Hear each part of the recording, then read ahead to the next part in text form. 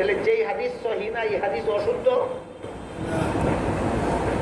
সহি হাদিস অর্থ যদি হয় শুদ্ধ হাদিস, তাহলে হাদিস সহি না কথার অর্থ হয় ভুল হাদিস।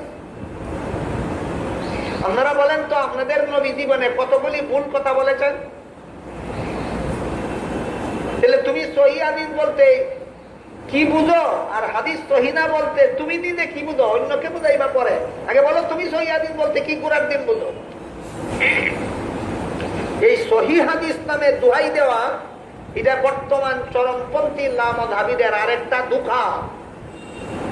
আলেমগণ খুব সহজেই সতর্ক হতে পারবেন, কিন্তু যারা আলেম নন তাদের জন্য এই সহি হাদিসের দোকান থেকে, সহি হাদিসের দোহাই দেওয়ার দোকান থেকে বাঁচা বড় কঠিন ব্যাপার।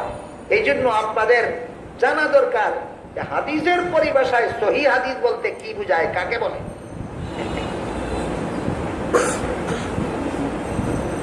রাসূল করিম সাল্লাল্লাহু আলাইহি ওয়াসাল্লামের সমস্ত হাদিস যারা বর্ণনা করেন, রাসূলের হাদিস একদল বর্ণনাকারীর মাধ্যমেই সর্বযুগের উম্মতের হাতে পৌঁছে। রাসূলের হাদিস প্রথমে বর্ণনা করেছেন সাহাবাগণ, সাহাবাগণের কাছ থেকে বর্ণনা করেছেন তাবেঈন, তাবেঈনের কাছ থেকে বর্ণনা করেছেন তাবে তাবেঈন, তাদের কাছ থেকে তাদের ছাত্ররা, তাদের কাছ থেকে তাদের ছাত্ররা, এইভাবে একদল বর্ণনাকারীদের মাধ্যমে সর্বযুগের উম্মতের হাতে রাসূলের হাদিসগুলি পৌঁছে থাকে। বুঝে থাকলে বলুন তো, রাসূলের হাদিস বর্ণনা করার জন্য কোন যোগ্যতার দরকার হয় না? না, অবশ্যই দরকার, অবশ্যই দরকার। রাসূলের হাদিস বর্ণনা করার জন্য যে সমস্ত যোগ্যতার দরকার, এর মধ্যে একটা ক্ষুদ্রতম যোগ্যতার কথা বলি। যারা রাস্তার পাশে বসে পেশাব করে, যারা রাস্তার পাশে বসে পায়খানা করে, যারা বাজারে খোলামেলা মানুষের সামনে বসে খায়, এগুলি কোনো গুনার কাজ নয়। সতর মানুষকে না দেখাইয়া যদি রাস্তার পাশে বসে পেশাব করে, গুনাহ হবে না। রাস্তার পাশে বসে যদি পায়খানা করে এমন ভাবে যে তার সতর দেখা যায় না, গুনাহ হইতো না। উর্দাঙ্গ দেখা যায়, রাস্তার পাশে পায়খানা করতে পারছে, তার মাথা দেখা যায়, মুখ দেখা যায়, মুখ দেখা যায়, এর নিচে টুকু দেখা যায় না, গুনাহ হবে? গুনাহ হবে। কিন্তু এমন একটা জায়েজ কাজ, যারা রাস্তার পাশে বসে পেশাব পায়খানা করে, যারা বাজারে খোলামেলা খাওয়া দাওয়া করে, এদের রাসূলের হাদিস বর্ণনা করার যোগ্যতা থাকে না। রাসূলের হাদিস বর্ণনা করার যোগ্যতা থাকে না। তাহলে কি মনে করেন, রাসূলের হাদিস বর্ণনা করা খামখেয়ালি ব্যাপার, চারটিখানি ব্যাপার, না বিরাট যোগ্যতার দরকার? যোগ্যতা। আর কোন যোগ্যতা একজন মানুষের কাছে এক সমান ভাবে থাকে না, নিশ্চয়ই কিছু বেশ কম হয়। একটা যোগ্যতা সবের সমান নয়। একজনের কোরআন তেলাওয়াত সহি, কিন্তু খুব বেশি সুন্দর, শুনতে খুব বেশি সুন্দর। আরেকজন এর কোরআন তেলাওয়াত সহি, শুনতে তেমনটা সুন্দর না। আরেকজনের কোরআন তেলাওয়াত সহি, কিন্তু শুনতে মোটেও সুন্দর না। অথচ হাদিস শরীফে আল্লাহ রাসূল বলেন, কোরআন শরীফ সুর দিয়া পড়ো। সুর দিয়া কোরআন শরীফ পড়াটা একটা, কোরআন শরীফ পড়ার একটা গুণ কিনা, গুণ সবার মধ্যে সমান ভাবে পাওয়া যায় না? ব্যবধান। তাহলে পরিষ্কার হয়ে গেল যে কোনো একটা গুণ সর্বলোকের মধ্যে সমান ভাবে পাওয়া যায় না, ব্যবধান হয়। ঠিক রাসূলের হাদিস বর্ণনাকারীদের যে গুণগুলি আছে, এই গুণগুলি সকলের মধ্যে এক সমান ভাবে পাওয়া যায় না। এই জন্য হাদিসের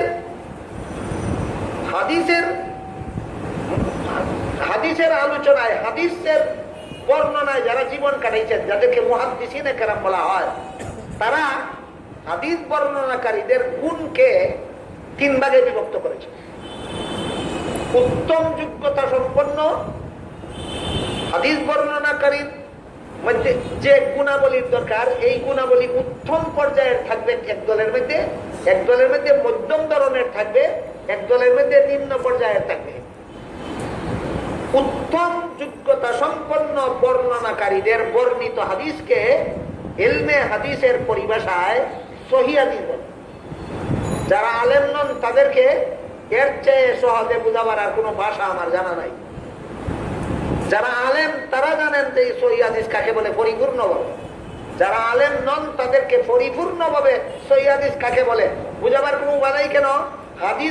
হাদিসের পরিভাষাগুলি বোঝার যোগ্যতা অর্জন করার জন্য একটানা 10 বছর মাদ্রাসায় লেখাপড়া করতে হবে।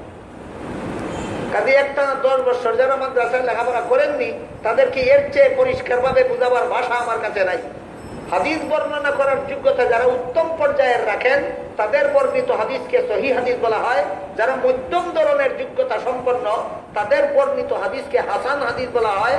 যারা নিম্নতম যোগ্যতা সম্পন্ন, অযোগ্য নয় তবে নিম্নমানের যোগ্যতা, এদের বর্ণিত হাদিসকে যঈফ হাদিস বলা হয়।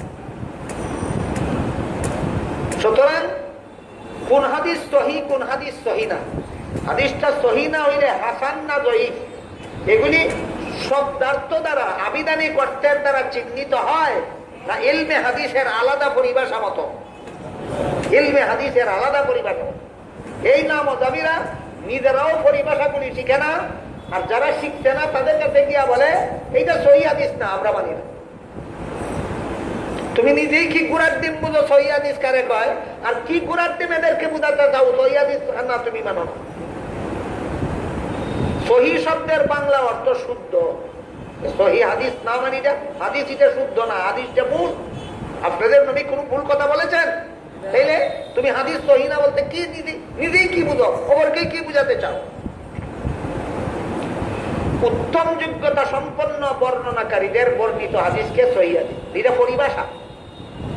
মধ্যম যোগ্যতা সম্পন্ন বর্ণনাকারীদের বর্ণিত হাদিসকে হাসান হাদিস বলে।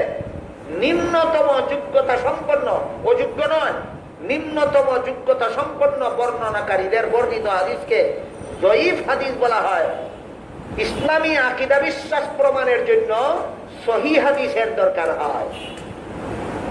ইসলামের কোন আমল প্রমাণের জন্য হাসান হাদিস যথেষ্ট হয়, আর কোন আমলের ফজিলত যঈফ হাদিসের দ্বারাও প্রমাণ হয়।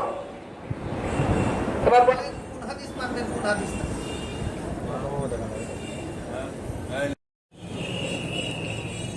ইসলামী আকীদা বিশ্বাস প্রমাণের জন্য সহিহ হাদিসের দলিল প্রয়োজন হয়। ইসলামের আকীদা বিশ্বাস সহিহ হাদিসের দ্বারা প্রমাণিত হয়, কিন্তু ইসলামের কোন আমল প্রমাণের জন্য হাসান হাদিস যথেষ্ট, আর কোন আমলের ফজিলত যঈফ হাদিসের দ্বারাও প্রমাণিত হয়। এবার বুঝে থাকলে বলুন তো আপনারা কোন হাদিস মানেন কোন হাদিস মানেন না? আকীদার বেলায় সহিহ হাদিস মানি, আমলের জন্য হাসান হাদিস মানি, ফজিলতের জন্য যঈফ হাদিস। শবে বরাতের ফজিলত যত হাদিসে আছে প্রায় সবগুলি যঈফ। শবে বরাতের ফজিলত অনেক হাদিসে আছে, কিন্তু প্রায় সবগুলি হাদিস যঈফ। যেহেতু লামাযাবিরা যঈফ হাদিসেই মানে না, এই কারণে এরা শবে বরাত মানে না। মনে হয় আপনারা অনেকে জানেন যে লামাযাবিরা শবে বরাত মানে না। লামাযাবিরা শবে বরাত মানে না। আজকে বুঝলেন কেন মানে না? শবে বরাতের ফজিলত যঈফ হাদিসের দ্বারা প্রমাণিত। যঈফ হাদিস ফজিলতের বেলায় গ্রহণযোগ্য, যঈফ হাদিস ফজিলতের বেলায় গ্রহণযোগ্য। দেখি আবিদানি করতে যঈফ হাদিস এটা আবিদানি করতে না পারিভাষিক করতে? আবিদানি করতে তো যঈফ অর্থ দুর্বল, আবিদানি করতে যঈফ অর্থ দুর্বল। তাহলে যঈফ হাদিস অর্থ দ্বারাই দুর্বল হাদিস। বলেন আপনাদের নবী কতগুলি দুর্বল কথা বলছেন জীবনে? কি যে দান্দালি শুরু হইলো আমি আর বুঝি শুধু না। যঈফ হাদিস মানি না, তুই কি বুঝস বেটা যঈফ হাদিস? যঈফ হাদিস একদল যোগ্যতা সম্পন্ন বর্ণনাকারীদের বর্ণিত হাদিস। তাদের যোগ্যতাটা নিম্নমানের হওয়ার কারণে এই বর্ণনার সূত্রটা দুর্বল, রাসূলের হাদিস দুর্বল নয়। তুমি যদি আবিদানি করতে পাও জয়ীফ হাদিস, দুর্বল হাদিস মানি না, তোমার বাবা বুড়া হয়ে গেলে গা শক্তিশালী থাকে না জয়ীফ হয়? বাপ রে, আর বাপ মান্য না, এটা দুর্বল, দুর্বল বাপ। জয়ীফ বাপ রে, বাপ মান্য না। বলেন বাপ বুড়া হইলে শক্তিশালী থাকে না জয়ীফ হয়? জয়ীফ, এখানে জয়ীফ আবিদানি পারিবারিক করতে না, আবিদানি করতে, আবিদানি করতে জয়ীফ হতো দুর্বল, বাপ তো বুড়া হয়ে গেলে দুর্বল হইয়া যায়। বাপ রে বুড়া হয়ে গেলে বাপ মান বানি, যতই দুর্বল হোক বাপ আমার বাপ হই। ঠিক তেমনি ভাবে নবীর হাদিস যতই জয়ীফ হোক, নবীর হাদিস হাদিস হই।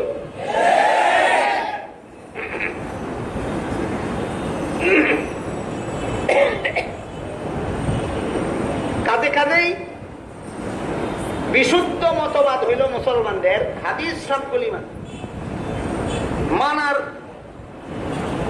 অবস্থা ব্যবস্থা আছে। ইসলামী আকীদা বিশ্বাস প্রমাণের জন্য সহিহ হাদিস, ইসলামী আমল প্রমাণের জন্য হাসান হাদিস যথেষ্ট। ফজিলত প্রমাণ হয় জয়ীফ হাদিসের দ্বারাও, জয়ীফ হাদিসের দ্বারাও ইসলামী কোন আমলের ফজিলত প্রমাণিত হয়।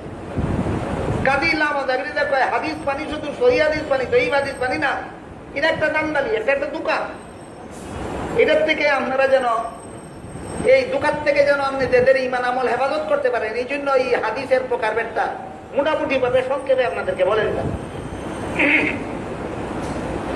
আর সবচেয়ে বড় মজার কথা হইল সহিহ হাদিস কাকে বলে, এই ব্যাপারেও ভিন্ন ভিন্ন মাযহাব আছে। ইমাম বুখারীর মাযহাব মতে সহিহ হাদিস একরকম, ইমাম মুসলিমের মাযহাব মতে সহিহ হাদিস আরেক রকম। তুমি যে সহিহ হাদিস মানো, অন্য হাদিস তো মানোই না। তুমি যে সহিহ হাদিস মানো কার মাযহাব মতো? ইমাম বুখারীর মাযহাব মতো না ইমাম মুসলিমের মাযহাব? যদি বলো ইমাম বুখারীর মাযহাব মতো সহিহ হাদিস মানি, তবুও হাদিস মানতে গেলে মাযহাব মানতে হইল। যদি বলো ইমাম মুসলিমের মাযহাব মতো সহিহ হাদিস মানি, তবুও হাদিস মানার আগে মাযহাব মানতে হইল। সুতরাং মাযহাব মানা ছাড়া হাদিস মানার কোন পথ নাই। মাযহাব মানা ছাড়া হাদিস মানার কোন পথ নাই। হাদিস মানতে হইলে মাযহাব মানতে। এর আরেকটা উদাহরণ, জানি না কত বছর বলেছি কিনা, আবার বলি শুরু। হযরত রাসূল করিম সাল্লাল্লাহু আলাইহি ওয়াসাল্লাম মেরাজে গেলেন, বেহেশত দুজক পরিদর্শন করলেন, আল্লাহর সাথে কথা বললেন, কিন্তু চাক্ষুষভাবে আল্লাহকে দেখেছিলেন কিনা এই কথাটা সুস্পষ্ট ভাবে হাদিসে নাই। এমন ক্ষেত্রে কি করতে হয়? সব বন্ধ।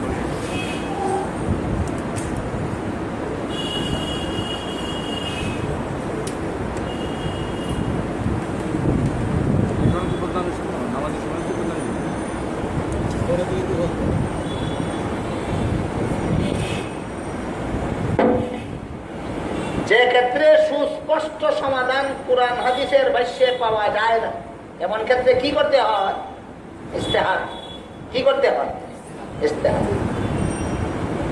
নবীর বিবি আয়েশা ইস্তেহাদ করে কইলেন যে মেরাজের রাত্রে রাসূল আল্লাহর সাথে কথা বলেছেন, কিন্তু চাক্ষুষভাবে দেখেননি।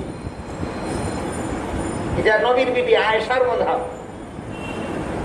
নবীর চাচাতো ভাই আব্দুল্লাহ ইবনে আব্বাস রাদিয়াল্লাহু আনহু ইজতিহাদ করে বলেন, নবী মেরাজের রাতে আল্লাহর সাথে কথাও বলেছেন, চাক্ষুষভাবে দেখেছেন। কথাও বলেছেন, চাক্ষুষভাবে দেখেছেন। এটা কার মাযহাব? ইবনে আব্বাসের। মেরাজের রাতে রাসূল আল্লাহকে দেখলেন কিনা এই ব্যাপারে নবীর বিবি আয়েশার মাযহাব একটা, ইবনে আব্বাসের মাযহাব আরেকটা। তুমি মেরাজের হাদিস মানো কিনা বলো? যদি বলো মানি, আল্লাহকে দেখেছিলেন কিনা বলো। যদি বলো দেখেননি, আয়েশার মাযহাব মতো মেরাজের হাদিস মানছো। যদি বলো দেখেছেন, ইবনে আব্বাসের মাযহাব মতো মেরাজের হাদিস মানছো। কাজেই মাযহাব না মানা পর্যন্ত হাদিস মানার কোনো পথ নাই। মেরাজের হাদিস মানতে পারবেন এই দুইজনের মাযহাব না মেনে, হয়তো আয়েশার মজাব মানতে হবে মেরাজের হাদিস মানতে গেলে, আর না হয় ইবনে আব্বাসের মযহাব মানতে হবে মেরাজের হাদিস মানতে গেলে। সুতরাং মযহাব হাদিস মানি মযহাব মানি না, এই কথাটাই একটা দান্দালি। মযহাব না মানা পর্যন্ত হাদিস মানার কোনো পথ নাই। সবচেয়ে বড় মূল্যবান কথা হলো মযহাব শব্দের অর্থই পথ। মযহাব শব্দের অর্থই পথ। কিসের পথ? কুরআন হাদিস সঠিকভাবে মানার পথ। কিসের পথ? কুরআন হাদিস সঠিকভাবে মানার পথের নামই মযহাব। মযহাব মানো না, তোমার জন্য কুরআন হাদিস সঠিকভাবে মানার কোনো পথ নাই। কথা বুঝলেন কিনা দেখুন। যাই হোক, মূল আলোচনা দেখি মেরে যায়। আকীদা প্রমাণ হয় কেমন হাদিসের দ্বারা? আমল প্রমাণ হয় কেমন হাদিসের দ্বারা? ফজিলত প্রমাণ হয় কেমন হাদিসের দ্বারা? জয়ী হাদিস।